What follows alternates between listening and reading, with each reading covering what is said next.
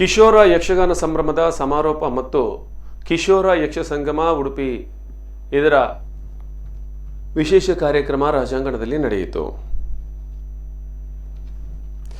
ಕಿಶೋರ ಯಕ್ಷಗಾನ ಸಂಭ್ರಮದ ಸಮಾರೋಪ ಮತ್ತು ಕಿಶೋರ ಯಕ್ಷ ಸಂಗಮವು ಉಡುಪಿ ಶ್ರೀಕೃಷ್ಣ ಮಠದ ರಾಜಾಂಗಣದಲ್ಲಿ ಅರ್ಥಪೂರ್ಣವಾಗಿ ಸಂಭ್ರಮದಿಂದ ಆಚರಿಸಲ್ಪಟ್ಟಿತು. ಪೂರ್ವಾನ ಬಾಲಕಲಾವಿದರಿಂದ ಗಜಮುಖ ಪ್ರಸ್ತುತಿ, ಹೂವಿನ ಕೋಲು, ಯಕ್ಷಗಾನ ಪ್ರಾತ್ಯಕ್ಷಿಕೆ, ಯಕ್ಷ ರಸಪ್ರಶ್ನೆ, ಚಿಕ್ಕಮೇಳ, ತೆಂಗುತಿಟ್ಟಿನ ಪೀಠಿಕಾ, ಶ್ರೀವೇಷ ನೃತ್ಯ, ಬಡಗುತಿಟ್ಟಿನ ಪಾಂಡವ ಉಡ್ಡೋಲಗ ನೃತ್ಯ ವ್ಯವಸ್ಥಿತವಾಗಿ ಸಂಪನ್ನಗೊಂಡಿತು.